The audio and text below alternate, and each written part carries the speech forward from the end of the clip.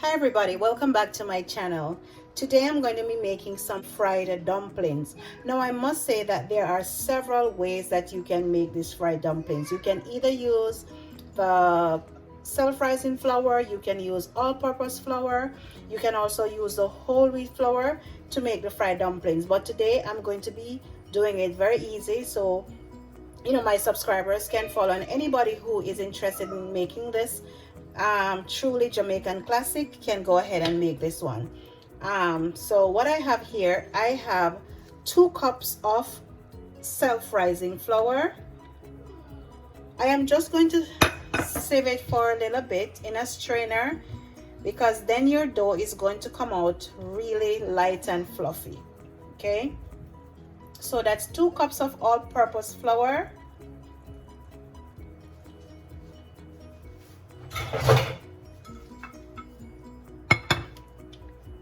To this, I'm going to be adding just under half a cup of cornmeal. All right, now this is a step, you don't have to do this, but as I said, this is just my way of doing my fried dumplings. So I'm going to dump this here, just under half a cup. I also have 2 tablespoons of sugar. To this, I am going to be adding some ground cinnamon powder, just a little bit. And then I want to go ahead and add a little bit of butter, like a tablespoon of butter. Okay, and what this will do, the butter will allow your dough to become very, very flaky when it's time for you to do your fried dumplings. All right, so what I'm going to do now, I am going to mix all of my ingredients together. All right, so take your hands and just work in the butter. It was cold. All right, so you want your butter to be cold, and you want to mix it into your flour. It's almost like you're going to get that type of a grainy feeling, all right, in the flour. Go ahead and just mix it out. And if you notice, I'm not adding any salt to this self-rising flour, because I think that it has enough salt, and also I will not add any baking powder to this flour. All right, it's self-rising, so just imagine that it is going to give you all of the rising activity that you're looking for, right, when you are doing your fried dumplings. Right, so right now it's not as light as it was before, because I have the cornmeal there, and I also added the butter.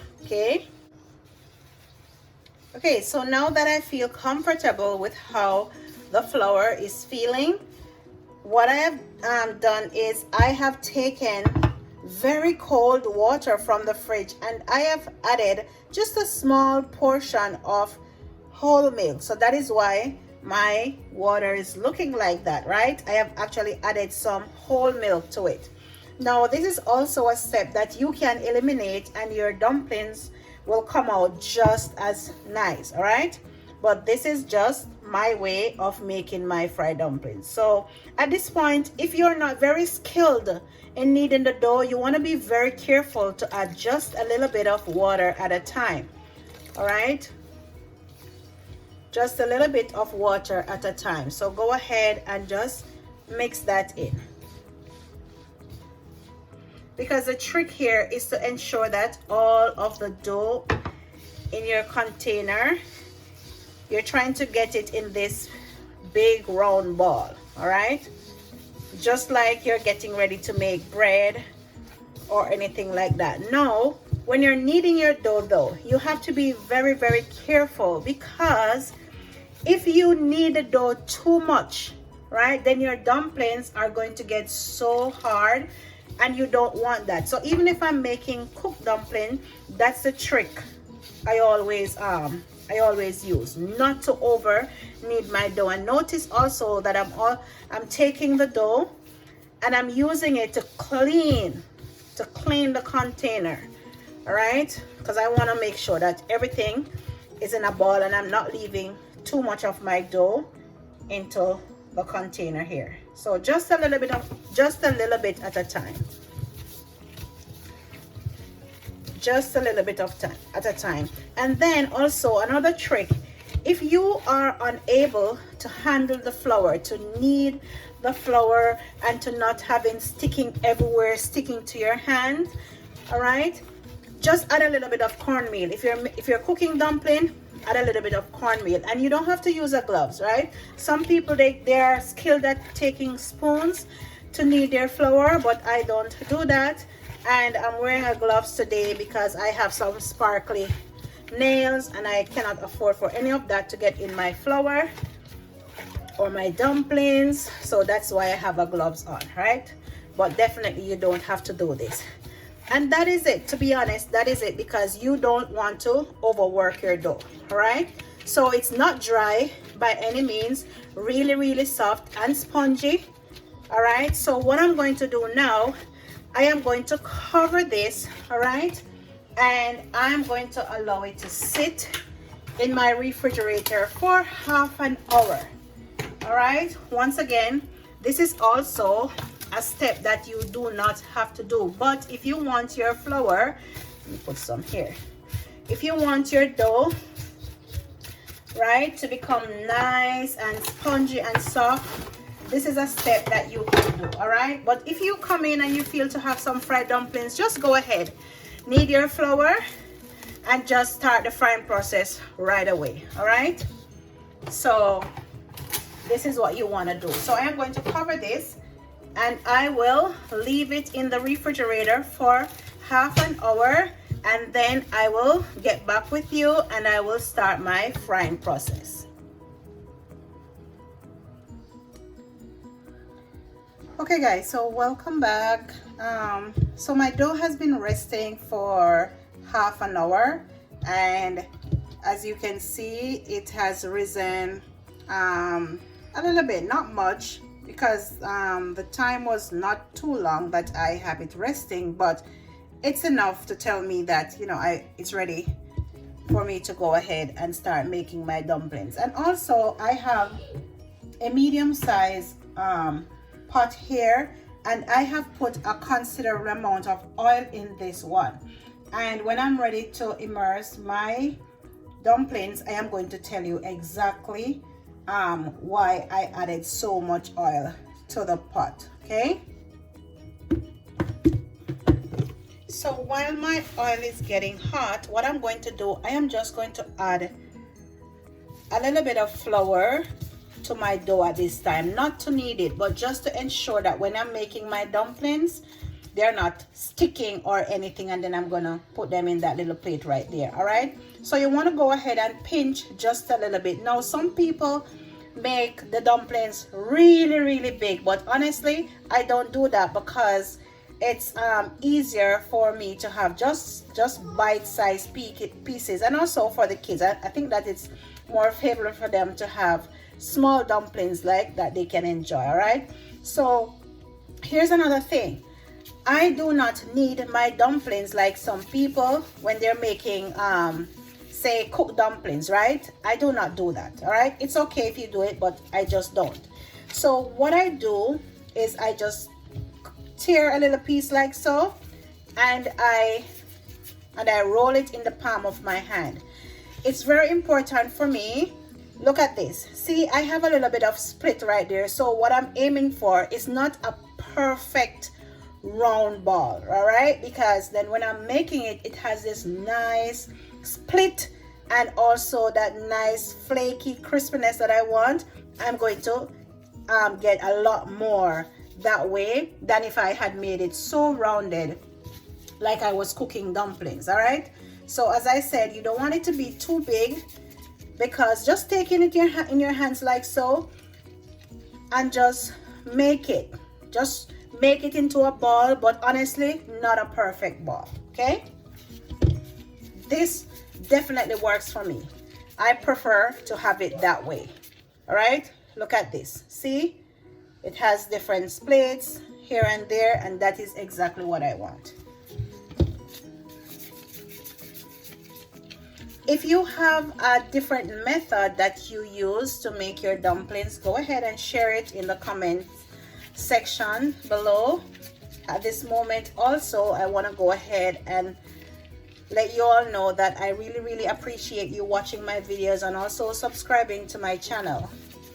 All right, thank you so much. Don't forget to press the like button, leave your comments, and just let me know how much you are enjoying, and if you have suggestions on anything that you want to have me cook, I will go ahead and try my very best to share my recipe with you, or just my method of cooking that particular dish. All right, so you want to ensure that your oil is hot but not too hot. All right, so that when you, so I have my oil here on 3.5. all right, 3.5, so not even medium, because you're going to want to not have your dumplings burned or start to fry too quickly, right, after you have added them to the oil.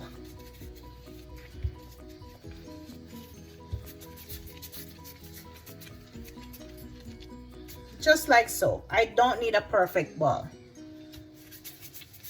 but if you're the type of person who makes your dumplings like that, I'm pretty sure it's okay. Okay, and then that's it. I've gone ahead and I have dropped a small piece of dumpling in the oil, and it is swimming around. Okay, and this is one way of me checking to see if my oil is at the appropriate temperature that I want it to be at. So because I'm not a professional chef, right, I don't have like a thermometer or anything like that to check my oil to see how much, you know, what the temperature is. So I am just eyeballing. At the moment I am keeping my stove on medium, all right, because this pot is going to be covered with dumplings, and it's almost like when you're adding your chicken, if it's a little bit cold, all right, it's gonna take a little bit of time to warm up. I am going to be adding all of my dumplings at the same time. All right, so I think my oil is ready, so I am going to go ahead and just add my dumplings. Okay, and it's okay, as I said, if they're not perfect, it's okay.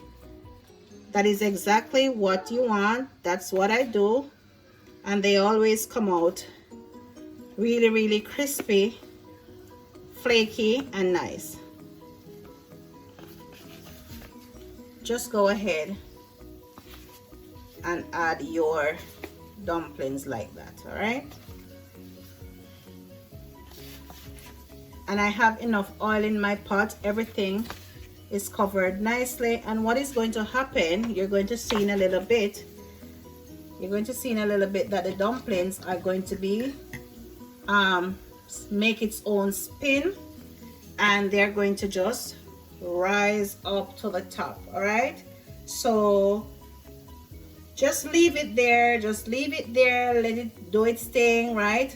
Not too much heat, all right, because as I said, you don't want your dumplings to be burned. As a matter of fact, you don't want the outside to get brown before the inside is cooked. All right, so just leave it there and allow it to do its thing.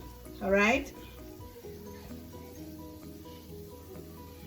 and as I said, I have been cooking for a very long time, not because I really wanted to cook as a child. Look at that, look at that spin. You see that? Look at that spin. Look at my dumplings just spinning. I don't have to turn it, it just basically spin itself. Look at that, rises up, and then it just makes its own spin. All right, yeah, so as I was saying, I started cook from a very young age, and I didn't start cooking because I like to cook. I started to cook because I had to cook, right? And I have made so many mistakes, but that is how you learn, right? And even now when I'm cooking something, it may be a little bit salty and I'm like, shoots, I added just too much salt to this, all right? Or if I cook my rice, sometimes I have to hurry and switch my rice to a different pot because it is not working out as I would love for it to work out. You understand? So cooking is about trial and error. It's not going to be perfect, okay? Not going to be perfect, but just try. Don't be afraid to work with the ingredients that you have, all right? Most of the times it's what you like. It's about what you like to taste, and that is exactly what you want, all right? So just go ahead and try, okay? Just go ahead and try. So I'm just going to allow these to cook for a little bit, to fry for a little bit more, right? Take its own time and fry up, and then I will show you what they're looking like in a little bit. So guys, as you can see, my dumplings are continuing to fry, and they are turning nice and golden brown, all right? And this is what you want to see when you're frying your dumplings, right? You don't want them to get brown too quickly and then the inside is not fried, all right? So you want them to remain in the oil for a good amount of time, just to ensure that you're not eating your dumplings raw, all right?